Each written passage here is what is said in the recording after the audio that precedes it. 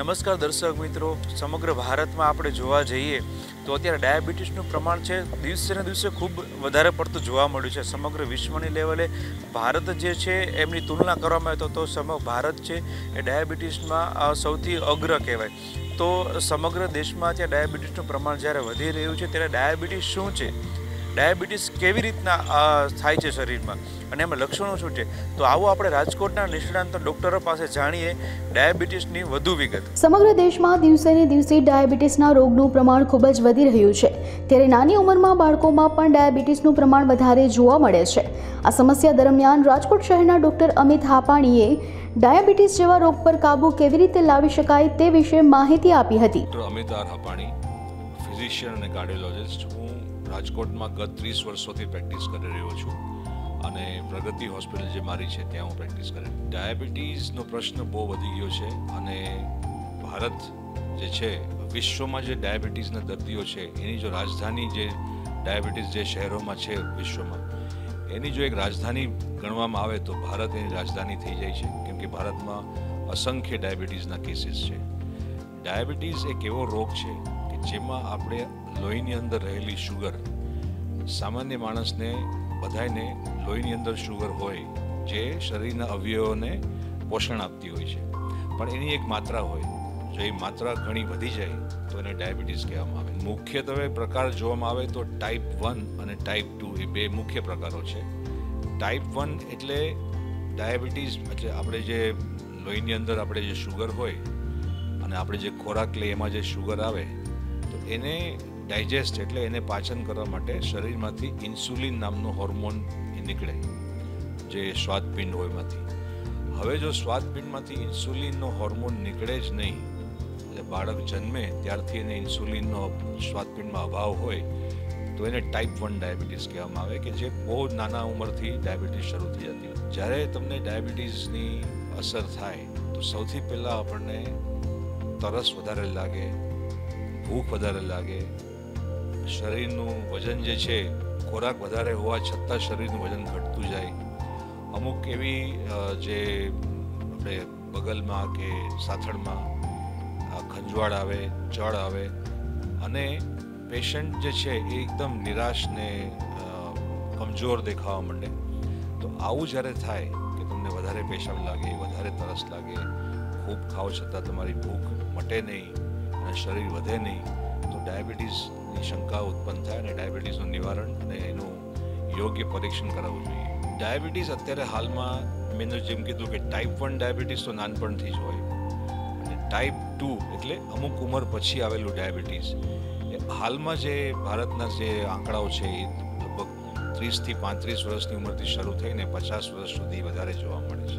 જે વ્યક્તિઓના માતા પિતાને ડાયાબિટીસ છે અથવા કુટુંબમાં બીજા કોઈને ડાયાબિટીસ છે તો તેઓ હાઈ રિસ્ક એટલે એને જ ડાયાબિટીસ થવાની શક્યતા વધી જાય છે. તો ડાયાબિટીસથી બચવા માટે સૌથી અગત્યનું છે વ્યાયામ. તમે નિયમિત વ્યાયામ કરો, ખાલી તમે થોડુંક ચાલો તો પણ 20 મિનિટ ચાલો તો પણ ડાયાબિટીસ નિવારી શકાય. તમારા ખાનપાનમાં ફેરફાર કરવો પડે. અત્યારે જે બાળકો છે, યુવાઓ છે, જે જંક ફૂડ એટલે કે જે ફાસ્ટ ફૂડ વધારે ખાય છે એમાં કાપ મૂકવો પડે. પ્રોસેસ્ડ ફૂડ એટલે કે ટીનમાં કે આમ ફ્રોઝન ટાઈપના જે ફૂડ હોય, પ્રોસેસ કરીને વેચાતા હોય, એમાં બી તમે જો કાપ મૂકી શકો તો વધારે સારું. સાથોસાથ તમારે વ્યસનોથી દૂર રહેવું જોઈએ. જો વ્યસન વધારે હશે તો ડાયાબિટીસ થવાની શક્યતા વધી જાય છે અને તમારે સજાગ રહેવું પડે. તમને ડાયાબિટીસ થઈ જાય અને પછી તમને ખબર પડે તો એ ઘણું મોડું થઈ ગયું હોય છે. તો નિયમિત પરીક્ષણ કરાવવા પડે અને પૂરતી તમારે ઊંઘ લેવી પડે. અમુક આ તમે સામાન્ય વસ્તુનું જો પાલન કરો તો ડાયાબિટીસથી બચી શકો છો. હવે મેં જે કીધું કે ટાઈપ 1 ડાયાબિટીસ છે કે ટાઈપ 2 ડાયાબિટીસ છે, જ્યારે લોહીની અંદર શુગરનો વધારો થાય, નોર્મલી લોહીની અંદર 100 થી 140 સુધી શુગર હોય તો એ નોર્મલમાં ગણી શકાય. પણ જો એનાથી વધી જાય તો ડાયાબિટીસ એટલે એને સામાન્ય લોકો કહેતા હોય છે કે ડાયાબિટીસ લોહીમાં ભળી ગઈ. તો એ જ્યારે થાય ત્યારે એની ટ્રીટમેન્ટ લેવી અત્યંત જરૂરી થઈ જાય છે. હાલમાં એવી કોઈ દવા નથી કે એવું કોઈ સારવાર નથી કે ડાયાબિટીસ જડમૂળમાંથી જતી રહે. પરંતુ એટલી સારી દવાઓ અને એટલી સારી સારવાર ઉપલબ્ધ છે કે તમે ડાયાબિટીસ હોય છતાં તમે સારી રીતે સામાન્ય માણસની જેમ જ જીવી શકો. તમે વિચારો કે 120 130 તો બધાને નોર્મલ માણસને બી હોઈ શકે, તો તમે એ લેવલમાં આવી જાઓ તો તમે એક સામાન્ય માણસ તરીકે જીવી શકો. જળમૂળમાંથી નીકળી નથી શકાતી, પણ એની સાથે આરામથી જીવી શકાય છે. મારે તમામ યુવાઓને, તમામ તરુણોને આ એક નમ્ર અપીલ છે કે તમે બને ત્યાં સુધી જંક ફૂડ એટલે બહારનું જે ફૂડ છે એ તમે ના ખાઓ. ઘણા બાળકોને મેં જોયા છે કે તેઓ ઘરે ટીવી જોતા જોતા કે કંઈ બીજું ગેમ્સ રમતા વિડીયો ગેમ્સ બોલી નહીં, એ રમતા ખાતા હોય છે. તો એ બી અવોઇડ કરવું જોઈએ. કારણ શું છે કે તમે જો ટીવી જોતા કે ગેમ્સ રમતા ખાઓ તો તમે કેટલું ખાઓ છો એ તમને ધ્યાન નહીં રહે, અને એ શક્ય બને કે તમે વધારે ખોરાક ખાઓ અને આ જંક ફૂડને કારણે એ ખોરાક ચરબીમાં પરિવર્તિત થઈને શરીરને સ્થૂળ બનાવે, એટલે શરીર જાડું થઈ જાય. જાડું શરીર પાછું બેઠાડું જીવનને પ્રેરિત કરે. તો આ બધું થવાથી ડાયાબિટીસની સંભાવના વધી જતી હોય છે. તો તમામ યુવાને મારે એક અપીલ છે કે તમે જંક ફૂડ ના ખાઓ. તમે થોડોક વ્યાયામ કરો. દિવસમાં 2-2.5 કિલોમીટર ચાલો, 20 મિનિટ ચાલો, કોઈ પણ જાતની આઉટડોર ગેમ્સ રમો, તમે સાયકલિંગ કરો, તમે વોકિંગ કરો, કાંઈ ના ફાવે તો તમે યોગ કરો. આ બધું કરવા, આ બધી વસ્તુઓ નાની નાની છે પણ આના પરિણામ બહુ સારા આવે છે. બેઠાડો જીવનથી દૂર રહ્યો, થોડુંક ચાલો, જમવામાં ખોરાકમાં થોડોક કંટ્રોલ કરો, વ્યસનો તરફ ના જાઓ, તો ડાયાબિટીસથી તમે બચી શકશો.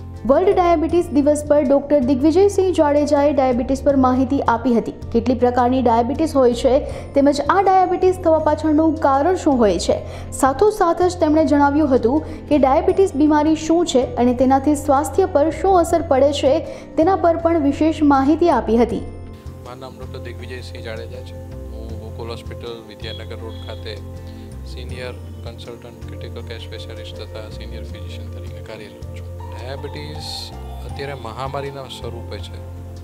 અસંખ્ય દર્દીઓ દિવસે ને દિવસે વધી રહ્યા છે. આમ જોવા જાવ તો 10% પોપ્યુલેશનને ડાયાબિટીસ છે અત્યારે. ડાયાબિટીસ એટલે શરીરની અંદર શુગરની માત્રા નિર્ધારિત લેવલ કરતાં વધી જવી. એટલે કે સવારના સમયે ભૂખ્યા પેટે જો રિપોર્ટ કરાવ્યો હોય અને શુગર 110થી વધારે આવતું હોય, અથવા તો જમ્યા પછીનો રિપોર્ટ કર્યો એમાં શુગર 180થી વધારે આવતું હોય, તો એ બધા ડાયાબિટીસ તરીકે નિદાન થાય છે. મુખ્યત્વે 2 પ્રકાર છે, ટાઈપ 1 અને ટાઈપ 2. અત્યારે જે પોપ્યુલેશનમાં મોટેભાગે જોવા મળે છે એ ટાઈપ 2 ડાયાબિટીસ છે, કે જેમાં શરીરમાં ઇન્સ્યુલિનની ઉત્પત્તિ નિયત માત્રા કરતાં થોડી ઓછા પ્રમાણમાં થતી હોય, અથવા તો કોઈ પણ કારણોસર એ ઇન્સ્યુલિનની ઉત્પત્તિ નોર્મલ થતી હોય પણ તેની શરીરમાં રેઝિસ્ટન્સ આવી ગયું એટલે એનો ઇફેક્ટ ના આવતી હોય, એટલે આ બધા ટાઈપ 2 ડાયાબિટીસ કહેવાય છે. જ્યારે ટાઈપ 1 ડાયાબિટીસ છે એમાં ઇન્સ્યુલિનની ખામીને કારણે ડાયાબિટીસ થતો હોય છે. યંગ એજમાં જોવા મળે છે. શરીરની અંદર શુગરનું પ્રમાણ અમુક માત્રાથી વધે ત્યારે એ અમુક ચિહ્નો આપે છે, જેમ કે વારે ઘડીએ પેશાબ લાગવો, પેશાબના ભાગે ક્ષાર બાજવા, ખૂબ જ તરસ લાગવી, અચાનક વજન ઘટવા માંડવું, અથવા તો ડાયાબિટીસને કારણે કોઈ કોમ્પ્લિકેશન થાય, આંખમાં તકલીફ થાય, હૃદયમાં તકલીફ થાય, સ્ટ્રોક થાય, ત્યારે આપણે રિપોર્ટ કરાવીએ તો ખ્યાલ આવે છે. પણ મોટે ભાગે ઇનિશિયલ ફેઝમાં ડાયાબિટીસના કોઈ પણ સિમ્પટમ હોતા નથી, ચિહ્નો હોતા નથી. તમે જો એનું સ્ક્રીનિંગ કરાવો અર્લી સ્ટેજમાં તો જ ખ્યાલ આવે છે. પહેલાંના સમયમાં એવું હતું કે ટાઈપ 1 ડાયાબિટીસ એ નાની ઉંમરમાં 10 વર્ષથી માંડીને 18 વર્ષમાં દેખાતું હતું, જ્યારે ટાઈપ 2 ડાયાબિટીસ મોટાભાગે 40-50 વર્ષ પછી થતું હતું. પણ હવેના સમયમાં લાઇફસ્ટાઇલ મોડિફિકેશન, ઓબેસિટી, ખાનપાનમાં ફેરફાર, એના કારણે ડાયાબિટીસ અત્યારે નાની ઉંમરમાં પણ 25-26 વર્ષથી માંડી અને 40 વર્ષ સુધીનામાં પણ ટાઈપ 2 ડાયાબિટીસના અસંખ્ય કેસો જોવા મળે. ડાયાબિટીસના નિવારણ માટે સૌથી પહેલાં તો ડાયાબિટીસનું યોગ્ય સમયે નિદાન થવું જરૂરી છે. દરેક વ્યક્તિએ આજના સમયમાં દર વર્ષે ઓછામાં ઓછું 2 વાર શુગરનું ટેસ્ટિંગ કરાવવું જોઈએ. ખાસ કરીને જેને ફેમિલીમાં હિસ્ટ્રી છે, જેના ફાધર, મધર અથવા તો બીજા બ્લડ રિલેટિવ્સમાં ડાયાબિટીસનું પ્રમાણ હોય, એ લોકોએ તો દર વર્ષે એટલીસ્ટ 2 વાર શુગરનું ટેસ્ટ કરાવવું જ જોઈએ. ભલે એમની ઉંમર નાની હોય, 25 વર્ષ હોય, 26 વર્ષ હોય, 30 વર્ષ હોય. આઈડિયલી 30 વર્ષથી ઉપરના દરેક વ્યક્તિએ દર વર્ષે 2 વાર શુગરનું ચેક કરાવવું જ જોઈએ. લોહીની અંદર ડાયાબિટીસ પડી ગઈ છે એનો મતલબ કે શુગર લોહીમાં વધારે આવે એને ડાયાબિટીસ જ કહેવાય. એટલે શુગર બ્લડમાં વધે એટલે એ ડાયાબિટીસ જ કહેવાય. પણ અમુક લિમિટથી વધારે વધે ત્યારે શરીરમાં બધા ખરાબ સિમ્ટમ્સ ડેવલપ થાય. ડાયાબિટીસ માટે યોગ્ય નિદાન, યોગ્ય સમયે સારવાર જરૂરી છે. નિદાન થયા પછી સારવારના ભાગરૂપે તમે ફિઝિશિયનને કન્સલ્ટ કરો. ફિઝિશિયન તમારું દરેક પ્રકારનું ચેકઅપ કરશે. ડાયાબિટીસની સાથે સાથે બીજા લાઇફસ્ટાઇલ રિલેટેડ રોગો પણ હોય છે. ઘણા લોકોમાં બ્લડ પ્રેશર હોય છે, કોલેસ્ટ્રોલ હોય છે. ડાયાબિટીસનું નિદાન થાય છે ત્યારે શરીરના દરેક ઓર્ગન્સના રિપોર્ટ્સ, બ્લડ લેવલના અને બધું કરવામાં આવતા હોય છે. હાર્ટનું ચેકઅપ કરવામાં આવતું હોય છે, કિડનીનું ચેકઅપ કરવામાં આવતું હોય છે, આંખનું ચેકઅપ કરવામાં આવતું હોય છે. તેથી બીજા કોમ્પ્લિકેશનો ડિટેક્ટ થઈ શકે. ડાયાબિટીસમાં દવાની સાથે સાથે લાઇફસ્ટાઇલ મોડિફિકેશન પણ ખૂબ જરૂરી છે. આહાર, ખાનપાનમાં નિયમિતતા, એક્સરસાઇઝ, મેડિટેશન, વજન ઘટાડવું, આ બધી વસ્તુઓ દવા જેટલી જ ઇમ્પોર્ટન્ટ છે.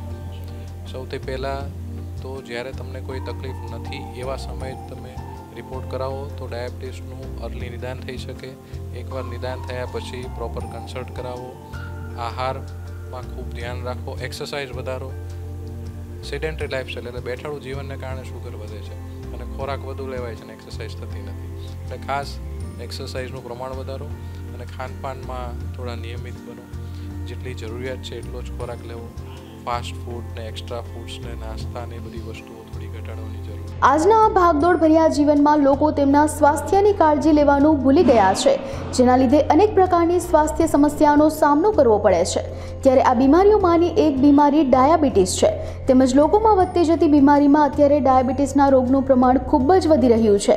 નાના બાળકોથી લઈને મોટી ઉંમરના વૃદ્ધમાં ડાયાબિટીસનું પ્રમાણ ખૂબ વધારે જોવા મળી રહ્યું છે. ત્યારે ડાયાબિટીસના લક્ષણો ઉપર ડૉક્ટર પંકજ પટેલે જણાવ્યું હતું. જો ડાયાબિટીસ એક એવી વસ્તુ છે કે જેમાં શરીર પોતે સુગરનો વપરાશ ન કરતું હોય. એક કારણ એ હોય કે ઇન્સ્યુલિન બનતું ન હોય અને બીજું કારણ એ હોય તો ઇન્સ્યુલિન બનતું હોય તો એ ઇન્સ્યુલિન પૂરેપૂરું વર્ક ન કરતું હોય, જેને આપણે ઇન્સ્યુલિન રેઝિસ્ટન્સ કહીએ. એટલે સાદી ભાષામાં ડાયાબિટીસ એટલે બ્લડની અંદર સુગર વધારે હોવું. કોમન ડાયાબિટીસના 2 પ્રકાર છે. એક ટાઈપ 1 કે જે બાળકોમાં જોવા મળે, નાની ઉંમરે જોવા મળે. જનરલી એ ફોર્ચ્યુનેટલી સારી વસ્તુ કહેવાય કે એટલું કોમન નથી હોતું, કારણ કે ટાઈપ 1 ડાયાબિટીસમાં અંદરથી ઇન્સ્યુલિન ન બને એટલે આપણે બહારથી જ ઇન્સ્યુલિન અથવા ઇન્જેક્શન આપવું પડે. પણ મેં કીધું એ પ્રમાણે એ બહુ ઓછું જોવા મળે અને બાળકોમાં જ હોય, જેને પરમેનન્ટ લોંગ ટર્મ દિવસમાં 3 થી 4 વખત ઇન્સ્યુલિન લેવું પડે. હવે બીજું કોમન પ્રકાર જોઈએ જે ટાઈપ 2 ડાયાબિટીસ એટલે જેને 2 નંબરનું ડાયાબિટીસ હોય, જે સમાજમાં આપણે કોમનલી જોવા મળતું હોય, તમારા અને મારા ફેમિલીમાં અથવા બધા મેમ્બર્સને હોય, એ ટાઈપ 2 કહેવાય કે જે 2 નંબરનું ડાયાબિટીસ હોય, કે જે કોમનલી જોવા મળે, જે વારસાગત હોય ટાઈપનું, કે જેમાં આપણે ગોળી આપતા હોય પણ અમુક કેસીસમાં ઇન્સ્યુલિનની જરૂર પડતી હોય. જો હવે ડાયાબિટીસ કેવી વસ્તુ છે કે ધીમો ચાલતો શરૂ થતો રોગ છે.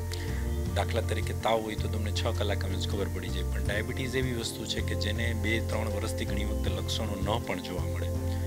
એટલે રૂટીન ચેકમાં પણ ડાયાબિટીસ પકડાતું હોય. હવે કોમન લક્ષણોની વાત કરીએ કે જેને લક્ષણો આવતા હોય. હવે ધીમું શુગર ઊંચું જાય એટલે અમુક સમય પછી લક્ષણો આવવાના. એમાંના કોમન લક્ષણો ડાયાબિટીસના જેવા કે નંબર 1, અચાનકથી વજનમાં ઘટાડો થવો, પેશાબમાં બળતરા થવી, પેશાબ વધારે જાઓ, પગમાં ખાલી ચડવી, ઝંઝનાટી થવી, તમતમાટી થવી, અથવા કોઈ પણ કારણોસર નબળાઈ રહીએ, નીંદર આવે, સુસ્તી આવે, આ બધા કોમન ડાયાબિટીસના લક્ષણો છે.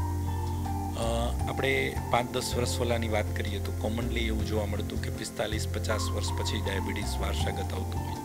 પણ હવે લાસ્ટ 5-10 વર્ષમાં મેં એવું જોયું છે કે ભાઈ નાની ઉંમરે પણ જોવા મળે છે, જેવી કે 30, 35, 40 વર્ષે પણ, કે જેમાં ટાઈપ 2 ડાયાબિટીસ જે આપણે વાત કરી એ પણ કોમનલી જોવા મળે છે. એટલે ઉંમર પહેલાં કરતાં હવે થોડી ઓછી થઈ હોય એવું લાગી રહ્યું છે સામાજિક, અને ઓછી ઉંમરે પણ ડાયાબિટીસ આવી જતું હોય છે. અને બહુ સાચી વાત કરી તમે કે આ કોમન પ્રશ્ન છે, આપણે જાણીએ છીએ, પણ છતાંય એને અટકાવવો બહુ અઘરો છે. કારણ કે અત્યારે જે ડિજિટલ મીડિયમ, સોશિયલ મીડિયાનું, એડવર્ટાઇઝિંગનું મીડિયમ એ એટલું કોમન છે કે જે ઇન્ફ્લુઅન્સ થતું હોય એનાથી પબ્લિક તરત જ એના લોભમાં, એના પ્રલોભનમાં અને એનાથી એમાં આવી જતી હોય છે, જેને કારણે જાણતા અજાણતા પણ આપણે એમનાથી છટકી નથી શકતા. પણ જંક ફૂડ છે એમાં ટ્રાન્સ ફેટ આવે, પામોલિન ઓઇલ આવે, આ બધા એવા કારણોસર જેમાં પ્રોસેસ્ડ ફૂડ કહેવાય એને, આ ઉપરાંત જે મેંદો છે, બ્રેડ છે, રેડીમેડ જે બિસ્કિટ છે, કેક છે, આઈસ્ક્રીમ છે, ઘણી બધી વસ્તુ એવી છે કે જે બહુ ફ્રિકવન્ટલી, ભલે આપણે 15 દિવસે, મહિને દિવસે, વર્ષો ઉપરાંત લેતા હોય, પણ ફ્રિકવન્ટલી લેવાથી એને ડેફિનેટલી બોડીમાં હાર્મફુલ થતું હોય છે.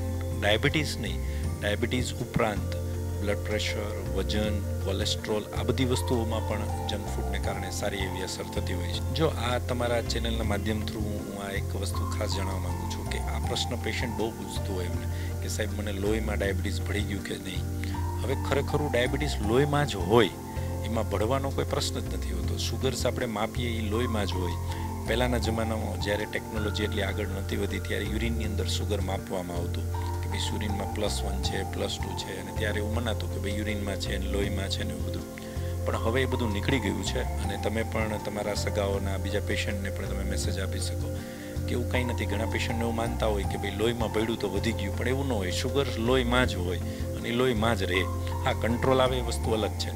યુરિનના શુગર્સનું બીજી પણ એક વાત કરી દો સાથે સાથે કે યુરિનના શુગર્સ જે છે એનું આમ કોઈ મહત્ત્વ નથી.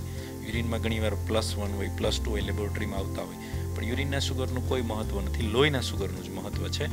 અને આ ઉપરાંત પણ હવે નવી ટેકનોલોજીમાં ઘણી બધી એવી દવા પણ આવે છે કે જે વધારાના શુગરને યુરિન મારફતે કાઢી નાખે. એટલે ઘણીવાર એવું બને કે યુરિનમાં +1 આવે પણ તો શુગર કંટ્રોલ હોતું હોય છે. જો આપણે પહેલાં ક્વેશ્ચનમાં જ વાત કરી કે જે નાનપણમાં ડાયાબિટીસ હોય ને એને ટાઈપ 1 ડાયાબિટીસ કહેવાય કે જે એકચ્યુઅલી સાવ ન નીકળી શકે પણ એને કંટ્રોલ કરી શકાય કે જેને ટાઈપ 1 ડાયાબિટીસ કહેવાય. આપણે રાજકોટમાં પણ એક જુવેનાઇલ ડાયાબિટીસ ફાઉન્ડેશન નામની સંસ્થા છે, બહુ સારું કામ કરે છે, જે ટાઈપ 1 ડાયાબિટીસના બાળકોને મોટિવેટ કરે, કારણ કે એમને લાઈફ લોંગ પરમેનન્ટ ઇન્સ્યુલિન લેવું પડે. હા, અમુક એવા રેર ડાયાબિટીસ હોય જે નીકળી જતા હોય, પણ ટાઈપ 1 ડાયાબિટીસ જે બાળકોમાં જોવા મળે, જે પરમેનન્ટ રહે અને એમાં ઇન્સ્યુલિન લેવું જ પડે. જો ટાઈપ 1 ડાયાબિટીસ જે છે એને ન અટકાવી શકાય કારણ કે ઓટો ઇમ્યુન ડિઝીઝ છે, પણ ટાઈપ 2 કે જે આપણે વાત કરી છે, છોકરાઓમાં આપણે યંગ જનરેશનમાં જોવા મળે, બેંક જતા, કોલેજ જતા અને 30-35 વર્ષના જોબ કરતા જેમાં બાળકોને જેવા યંગ જનરેશનમાં જોવા મળે, તો એમને આપણે અટકાવી શકાય. જેવું કે ભાઈ જંક ફૂડ અવોઇડ કરવું, રેગ્યુલર એક્સરસાઇઝ કરવી, એક્ટિવિટી કરવી, વેઇટ મેન્ટેન કરવું, એ બધી વસ્તુઓને કરવાથી ટાઈપ 2 જે 2 નંબરનું ડાયાબિટીસ આવતું હોય એને આપણે અટકાવી શકીએ. જો આપણે સૌથી પહેલાં વાત કરીએ કે ભાઈ ડાયાબિટીસ આવે એટલે ટ્રીટમેન્ટની જરૂર પડે, પણ સૌથી મુદ્દો મહત્ત્વનો છે એનું પ્રિવેન્શન. એટલે થોડી એવી ટિપ્સ કે જેને કારણે આપણે ડાયાબિટીસ પ્રિવેન્ટ કરી શકાય. તો નંબર 1 કે ભાઈ જે 30 થી 40 મિનિટની રોજની ફિઝિકલ એક્ટિવિટી રાખવી, સિમ્પલ વોકિંગ એક્સરસાઇઝ. તમારી પાસે કાંઈ ના હોય તો સીડીના પગથિયા ચડી શકો, હળવે કસરત કરી શકો, દોડા કૂદવા, ઉઠક બેઠક, સૂર્ય નમસ્કાર જેવી પણ સામાન્ય કસરત બહુ ફાયદાકારક રહે. નંબર 1. નંબર 2 કે ભાઈ જે આપણે વાત થઈ કે જેની અંદર પ્લેન કાર્બોહાઈડ્રેટ આવે છે, જેની અંદર કોલેસ્ટ્રોલ્સ જ આવે છે, ટ્રાન્સફેટ આવે છે, ઓઇલ આવે છે, મેંદો આવે છે, એ બધી વસ્તુઓને અવોઇડ કરવી જોઈએ. થર્ડ 1 કે ભાઈ હેબિટ્સ, સ્મોકિંગ, આલ્કોહોલ જે પણ અગેઇન કોમન કોઝ છે, આપણને એમ લાગે કે ભાઈ આ શું કેમ, પણ એ પણ ડાયાબિટીસ સાથે સંકળાયેલું જ હોય છે, એને પણ અવોઇડ કરવું. નંબર 4 કે વેઇટને મેન્ટેન કરવું. જો વજન વધતો જાય તો એ પણ બીજી બીમારીને લઈ આવશે, એટલે વજનને પણ કંટ્રોલ કરવો, સ્ટ્રેસને કંટ્રોલ કરવો, નિયમિત ઊંઘ લેવી, બહુ સોશિયલ મીડિયા, ટીવી, મોબાઈલનો ઉપયોગ ઓછો કરવો. આ બધી વસ્તુ એવી છે કે લાંબા ગાળે ડેફિનેટલી હેલ્પ કરતી હોય છે. અને જેને ડાયાબિટીસ છે એમને રેગ્યુલર ચેક કરાવવું. ડાયાબિટીસના કોમ્પ્લિકેશન જેવા કે આંખનો પડદો, હૃદયની તકલીફ, પગની તકલીફો જે બધી હોય તો એની બરાબર ટ્રીટમેન્ટ કરવી, જેને કારણે ડાયાબિટીસને કારણે કોઈ અંગોમાં નુકસાન ન થાય. ડાયાબિટીસ રોગ એ શું છે, તેના પ્રકાર કેટલા છે, એવા અવનવા પ્રશ્ન અત્યારે લોકોમાં ચર્ચાનો વિષય બની રહ્યો છે. ત્યારે આવો ડૉક્ટર ચિંતન બુંદેલા પાસેથી જ જાણીએ કે ડાયાબિટીસ દરમિયાન શું કાળજી રાખવી જોઈએ. મારું નામ ડૉક્ટર ચિંતન બુંદેલા છે. હું ડાયાબિટોલોજીસ્ટ તરીકે પલ્સ હોસ્પિટલમાં પ્રેક્ટિસ બજાવું છું. ડાયાબિટીસ એ એક મેટાબોલિક સિન્ડ્રોમ છે કે જેમાં કાર્બોહાઈડ્રેટ, પ્રોટીન અને ફેટ એ ત્રણેયનું મેટાબોલિઝમમાં ચેન્જીસ આવે છે, જેના લીધે શુગર વધી જાય છે, ફેટ વધી જાય છે અને પ્રોટીનનું બ્રેકડાઉન એટલે કેટાબોલિઝમ એ થાય છે. એટલે ત્રણેયનું મેટાબોલિઝમ ચેન્જ થઈ અને એમાં ફેરફાર થઈ અને શુગર વધે છે. ડાયાબિટીસના એમ મુખ્ય પ્રકાર તો 2 છે, ટાઈપ 1 અને ટાઈપ 2. પણ જેવી રીતના આપણે પ્રેગ્નન્સીમાં થાય તો એને જેસ્ટેશનલ ડાયાબિટીસ કહેવાય છે, અને બીજા બી રેર ઘણા બધા પ્રકાર છે. ડાયાબિટીસના મુખ્ય લક્ષણોમાં 3P તરીકે આવે છે કે જેને પોલીડિપ્સિયા, પોલીફેજિયા અને પોલીયુરિયા કહેવાય, જેમાં માણસને વધારે તરસ લાગે છે, વધારે ભૂખ લાગે છે અને વધારે યુરિન જવાની તકલીફ થાય છે. ડાયાબિટીસને અટકાવવા માટે તમારે લાઇફસ્ટાઇલ મોડિફિકેશન કરવા પડે છે. લાઇફસ્ટાઇલ મોડિફિકેશન એ અત્યારે બહુ જ જરૂરી છે. જે રીતની આપણી રોજબરોજની દિનચર્યા છે જેમાં તમે એક ડાયટ મોડિફિકેશન કરી શકો છો, જેમાં તમે પૌષ્ટિક આહાર તરીકે બેલેન્સ ડાયટ, જે અમે મેડિકલ ટર્મિનોલોજીમાં કહીએ, એ બેલેન્સ ડાયટ તમે ઉપયોગમાં યુઝ કરી શકો છો. પછી તમે એક્સરસાઇઝ કરી શકો છો કે જેમાં ડાયાબિટીસના દર્દીને અમે રોજની 20 મિનિટ એટલીસ્ટ વોકિંગ કરવાની સલાહ આપીએ છીએ. અને ત્રીજી આપણે જે એ બંનેથી ન થાય, જે ડાયટ અને આપણે એક્સરસાઇઝથી ના થાય, તો પછી અમે એને ટ્રીટમેન્ટ તરીકે દવાઓ અને ઇન્સ્યુલિનનો ઉપયોગ કરીએ છીએ. ડાયાબિટીસ અત્યારે 30થી વધારેની ઉંમરમાં મોટા ભાગે જોવા મળતું હોય છે, પણ અત્યારની જે રીતની અર્બન લાઇફસ્ટાઇલ છે લોકોની, જે રીતનું ખોરાકની પેટર્ન બાળકોમાં વધી રહી છે, એ પ્રમાણે હવે એ જ ઉંમર ધીરે ધીરે નાની થતી રહી છે. જે પહેલાં 30-35 વર્ષે થતું હતું, એ હવે 25થી 30 વર્ષમાં પણ ઘણા કેસીસમાં જોવા મળી રહી છે. આપણે બહારનું અત્યારના બાળકોને આપણે એ રીતની સલાહ આપી શકીએ કે જંક ફૂડ બને એટલું અવોઇડ કરે, ડેઈલી કંઈક એક્ટિવિટી, ફિઝિકલ એક્ટિવિટી કરે કે જેનાથી એમનું શારીરિક તંદુરસ્તી જળવાઈ રહે. અને પ્લસ ખોરાકમાં જે લોકો ઘરનો ખોરાક ખાવાનું મેઇન તો એ લોકોએ લેવો જોઈએ. ડાયાબિટીસ અટકે નહીં એ મેં જેમ કીધું એમ જંક ફૂડ ના ખાવા જોઈએ, પણ મારી દ્રષ્ટિએ ખાલી બાળકો માટે નહીં, બધા જ એજના લોકો માટે જંક ફૂડ બંધ કરવા જોઈએ. તમે ફ્રાઈડ વસ્તુઓ જેટલી ખાઓ છો બહારની ફ્રાઈડ વસ્તુઓ ખાવા કરતાં ઘરે બનાવેલી ફ્રાઈડ વસ્તુઓ ખાઓ. કારણ કે ફ્રાઈડ વસ્તુઓ જે લોકો બહાર બનાવે છે, જેમ કે ગાંઠિયા છે, આપણા રાજકોટના ફેવરેટ છે, એ બધા એક જ તેલમાં એ લોકો રીફ્રાય કરે છે. રીફ્રાય એટલે એકનું એક તેલ એ વારે ઘડીએ વધારે એ લોકો ગાંઠિયા બનાવવા માટે યુઝ કરે છે, જેનાથી એ રીફ્રાઈડ ઓઇલમાં ડેન્જરસ કેમિકલ્સ જે થાય છે, જે શરીર માટે હાનિકારક છે, અને એનાથી ડાયાબિટીસને એ બધા લગતા રોગો થવાની સંભાવના વધી જાય છે. તો દર્શક મિત્રો, આપણે જાણ્યું કે રાજકોટના નિષ્ણાત ડૉક્ટરો પાસેથી કે ડાયાબિટીસ જેવા મહાકાય રોગને આપણે કેવી રીતના અટકાવી શકીએ, તેની પણ શું આપણે નિયંત્રણ કરી શકીએ. તો આવા જ અહેવાલ સાથે જોડાયા રહો અબ તક ચેનલ સાથે.